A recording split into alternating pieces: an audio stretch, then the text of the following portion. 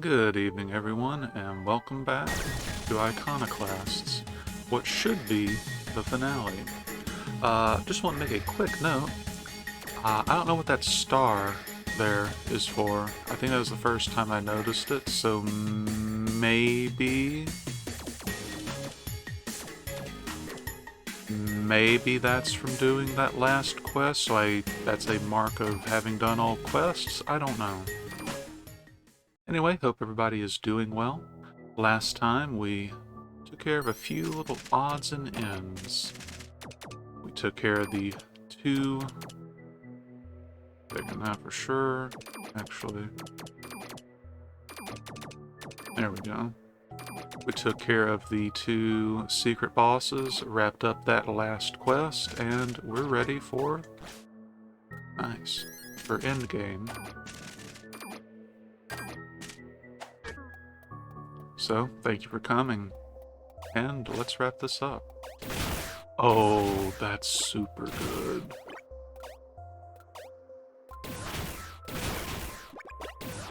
Oh.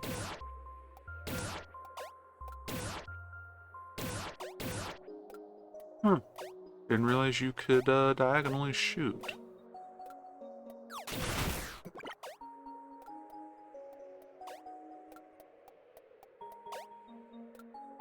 So this is where the initial problem occurred that started everything. So what a return to form, am I right? Except where this was the pathway that led out of there, we're now going even further below to Impact Zone.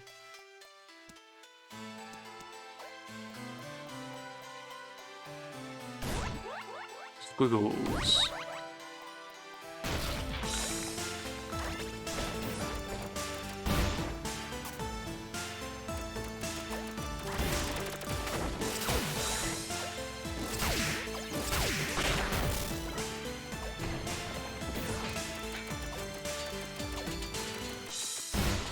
Oh no?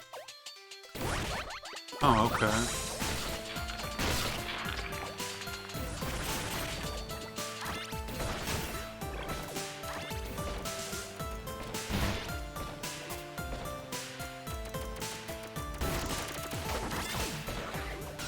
Ow.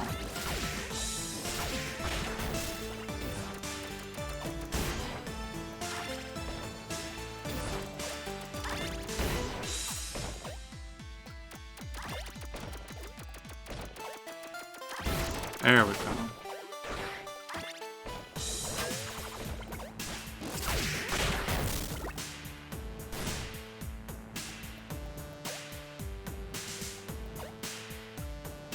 So this is like a soft, not really boss rush, but, you know.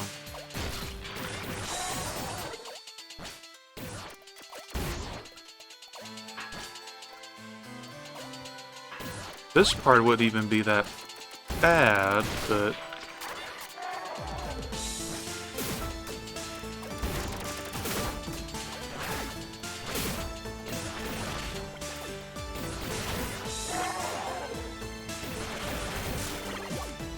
But putting in full three-dimensional movement ghosts when you got a death wheel is a little bit rough.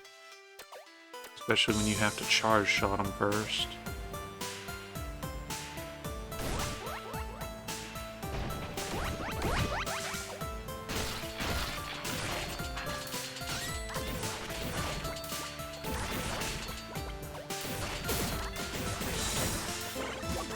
Okay.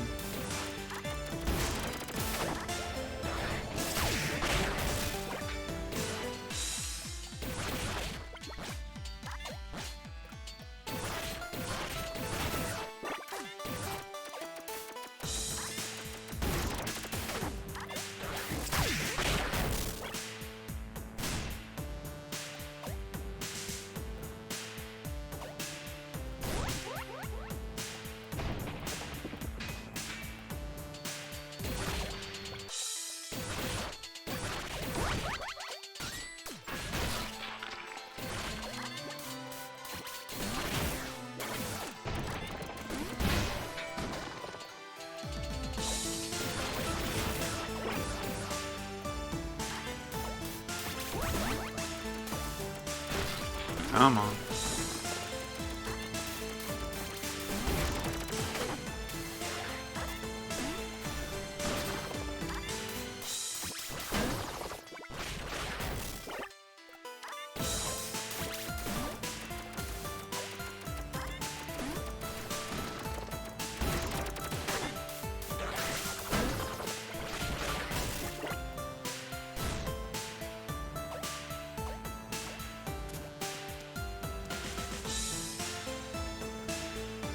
Once again, another statue of Father. Now, how it's here and in one piece is beyond me, but whatever.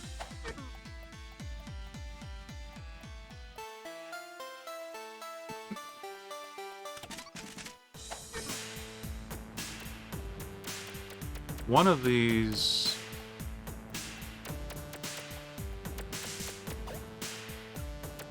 I want to say the path to the left is another quick travel. I could be wrong, though. It is. And don't you just love that it's not only here and prepared, but literally the sign is just the blue squiggle? Ain't it great?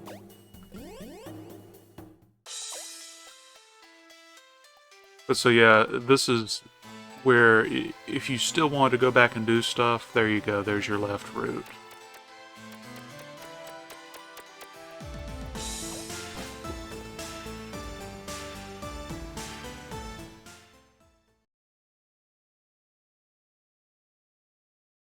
That's the Big Daddy.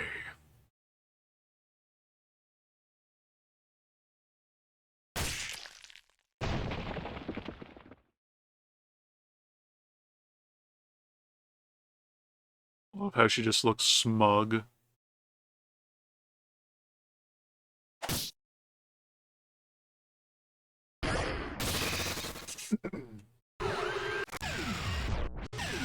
And this is what Royal was going through.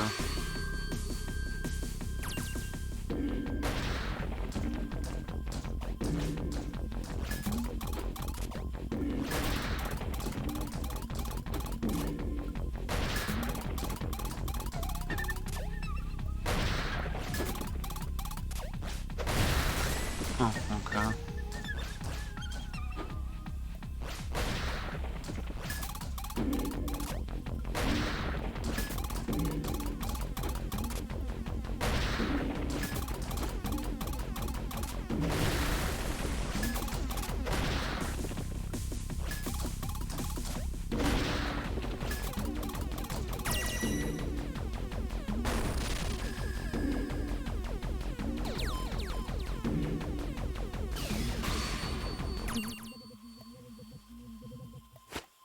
Oh, did I mess up with... Okay. So I'll explain what all this means in a bit.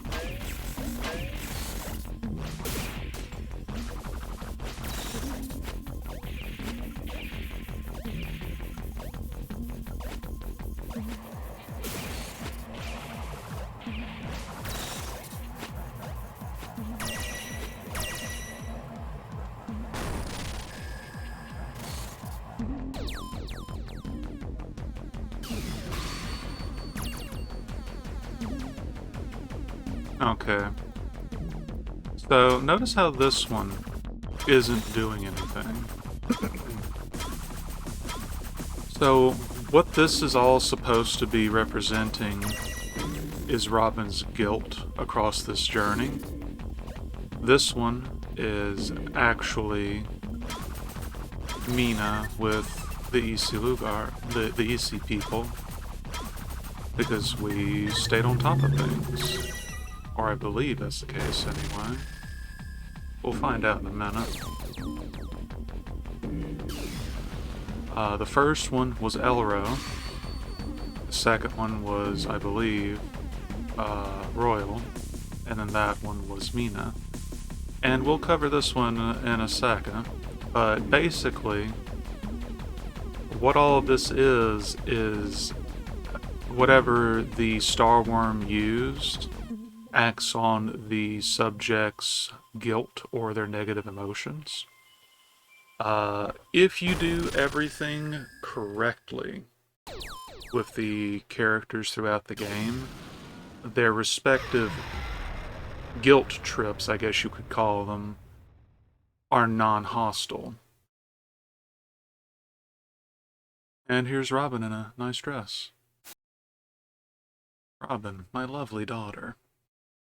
But basically, depending on how you answer questions, you can supposedly get all three of them to be non-hostile. I've never done that because I never answer Elro what he would want to hear because I'll be honest, Elro pisses me off. He is he has his own problems, don't get me wrong, but he pisses me off the whole way through. He never takes Robin into proper consideration. So I never answer him. I never put the answers that would always satisfy him. And it can sometimes be a coin toss for the other two. But yeah, that's what all that is. If Robin has done everything in her power that she feels nothing could have been done better, then naturally there's no guilt there for them to be, attacking her. And the fourth one was Black, because Agent Black was the only person in the entire game she actually killed.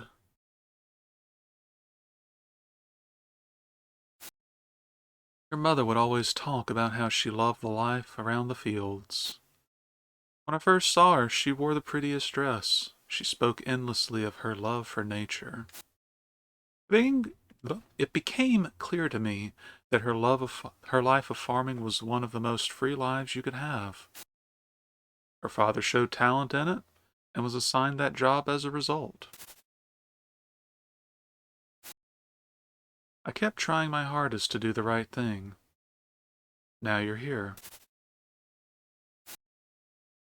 You say that you care, but you conflict me. I was just protecting you. Your mother was a farmer's daughter, and she had a calm and safe life. Well, before my life mixed with hers, that has nothing to do with being a farmer. I still wish you would pursue it. I think you stopped listening a long time ago, honestly. You made your mind up. But where has that led your brother, Elro? You need to think of those closer to you as well. This isn't just about you. Boy, how many times we heard that line in this game. All I want you to do now is accept that you can't do everything. Family comes before anything. Come to me, Robin. I don't think this does anything, but sure.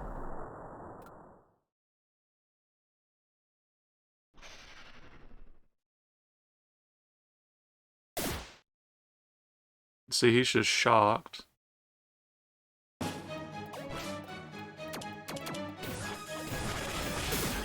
I'm not sure if that actually does anything, but, And unfortunately, unless I've missed something, I'm not entirely sure, like, what the actual relationship between her and her father was. Or even, how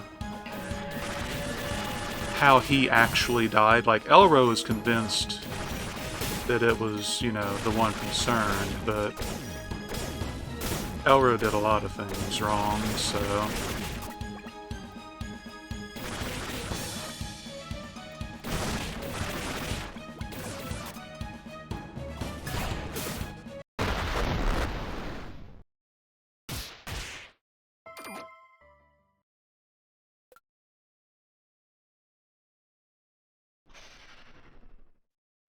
Oh, okay, it's not technically a cutscene.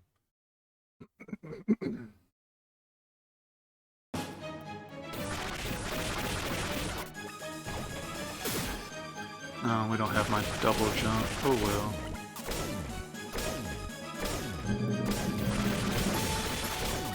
But once again, the displacer is kind of busted.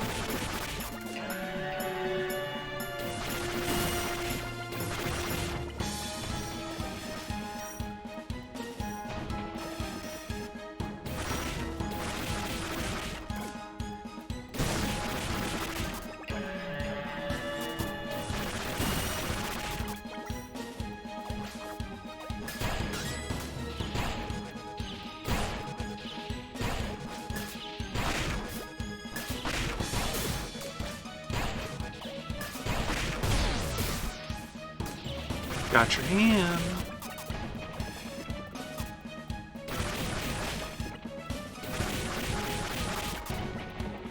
Oh, just straight up summons one of those. Okay.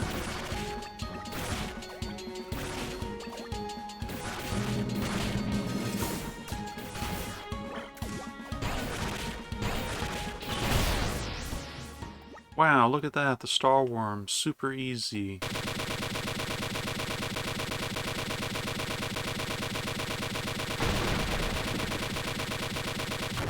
The world is saved.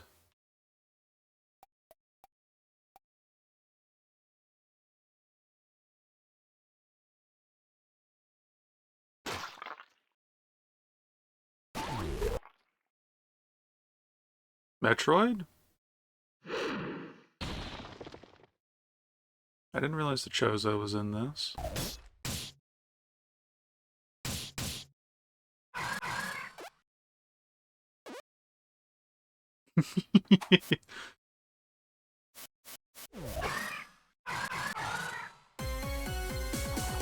So,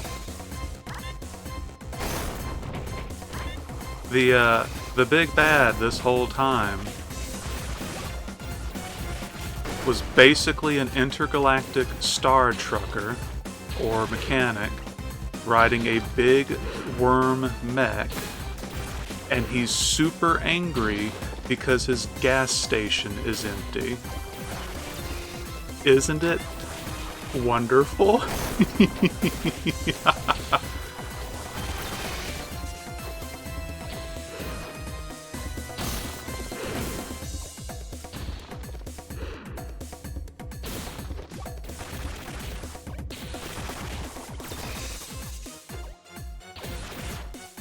Also, I love that the final boss theme is literally just a remix of previous themes and everything. It's great.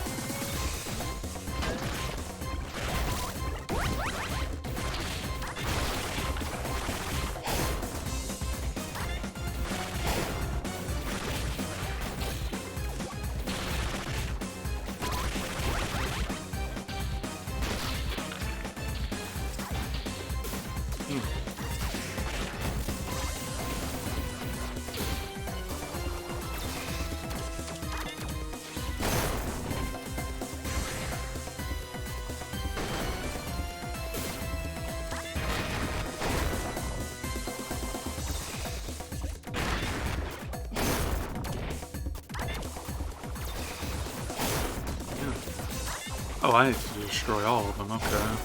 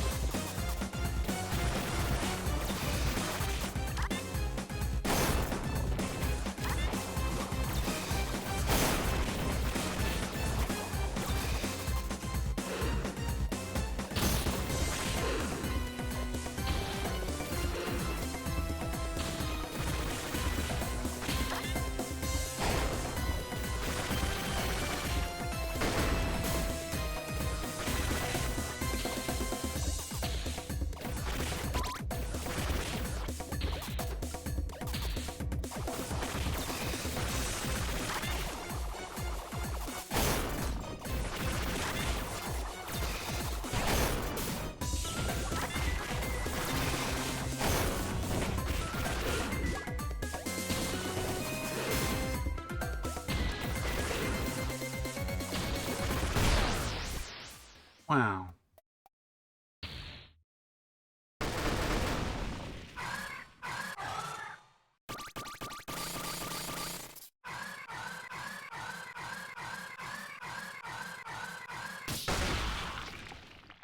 Squeesh.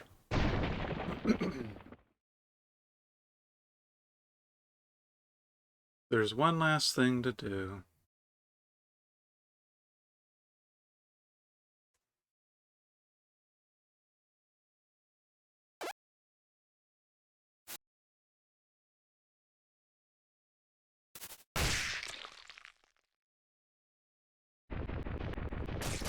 So I guess at some point I managed to not select the correct thing with Mina, because if you have maxed out her affinity, she will actually come during the second phase and help you. So, oh well. Whoopsie! But hey, if you haven't played this before, there's an excuse to go play it yourself. There's a few extra things to do.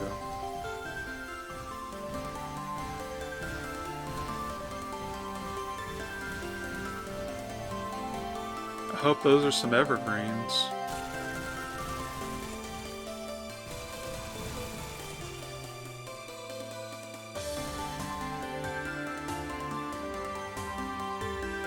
So, we have inadvertently saved the world in multiple ways.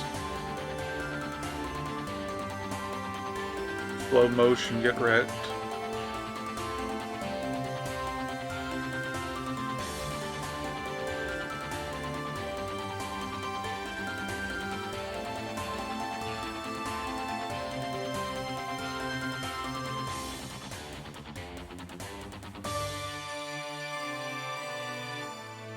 But yeah.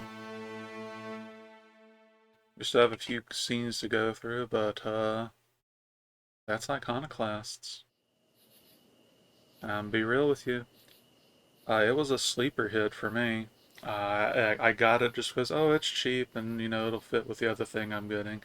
Didn't expect it to be anywhere near as good as it ended up being. And I was pleasantly surprised.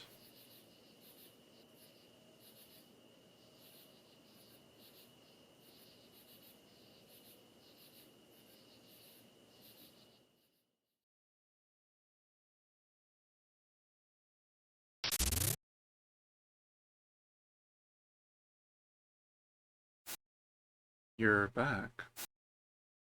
All those round trees outside, and the trimmers stopped. You did it, didn't you? See, Robin just immediately goes to bed.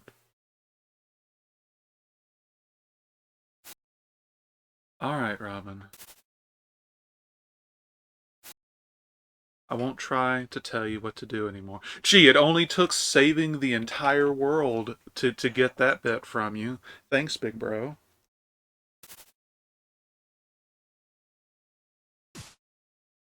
And there you have it.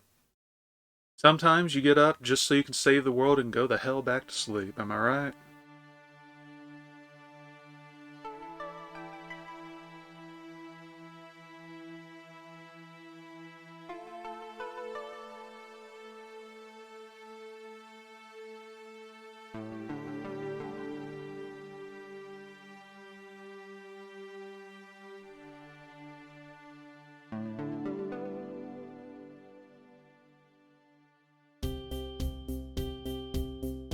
There we go.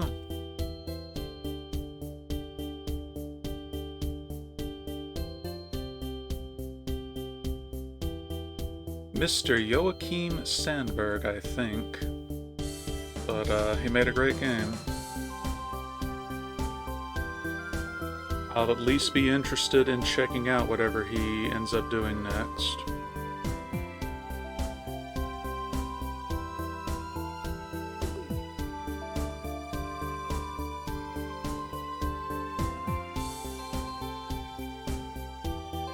I like that Mina's sprite is literally just like her just smelling her armpit to see if she stinks.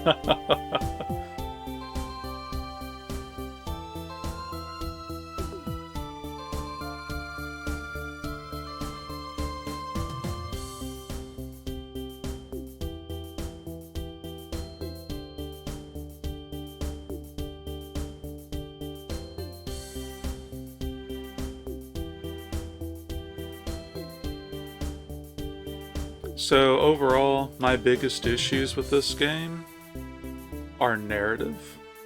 mostly in that Royal's death felt forced. I believe, and I don't feel like going and checking it, but you're welcome to go and look into it yourselves. I believe it was stated that Joachim wanted there to be evidence that, you can't save everyone. And I would agree with that if it was done in a way that was more reasonable. Like, why did every single door panel prior to that one still function correctly? Because it needed to be the last one so that you could, put him down and leave. If it was any sooner, you would have to find another route, and if you could find another route, then you could just take him with you. You're a mechanic. You should literally have been able to repair those somehow. I wonder if that's the one we saved in that side quest, though. And they're just traumatized now.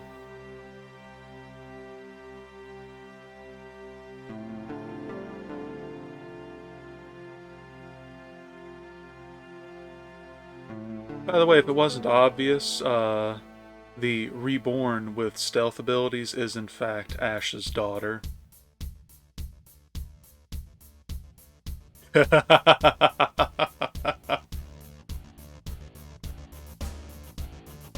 Flip man.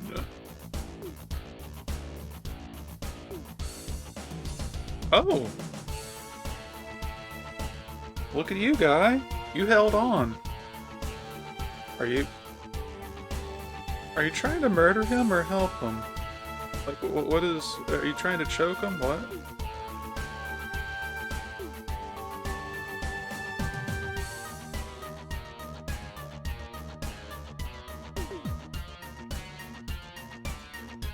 Wow.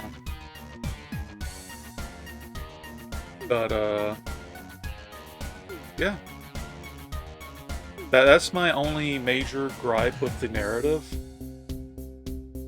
I just felt that was a bit... He could have still died or been written off if it had just been a different scenario that caused it. But for everything else, though, thank you very much for playing Iconoclasts. Goodbye.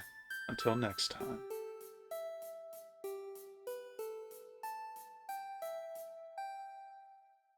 But yeah, a lot of stuff here is just done really well, and I enjoyed it. And I hope you enjoyed watching it. The end. I think as far as how everything's done, it is well executed in that it welcomes you in, making you think, oh, it's going to be super cute and happy, and then it immediately slaps you. Yeah, I'm not sure what the star there is, but I think it does everything well. Put it on the 5th slot, since I technically had more done. But, yeah, overall, well done. It subverts the expectations and gives you a quality package. If I actually do the review stuff, this will definitely be one of the games I'll cover. Just not entirely sure how I'll be doing those and if I'll be doing those. But for the time being, this is indeed the end. Next thing, we're still doing Underrail, and I kind of don't want to enter a super long game until that's done. I only want one of those running at a time at this point. I think we'll pick up Fatal Frame on PS2 next, as in the first one, and then maybe hop to PS1 with another shorter game, and then hop back to Fatal Frame with Fatal Frame 2. Breath of Fire 4 is definitely coming eventually, but it'll probably come to replace Underrail's slot, because that would be a chunkier game. Be quicker than Underrail, though. But we'll figure it out as we go, yeah? For the time being, though, thank you for watching. I hope you enjoyed. And you know, if you haven't played the game, maybe this one made you want to. And if it did, great. I'd say that the playthrough did its job then. Anyway, y'all take care of yourselves and have a wonderful day. And I'll see you on the next journey, which will most likely be a photography session with Death. So until then, I'll take it easy. Until then.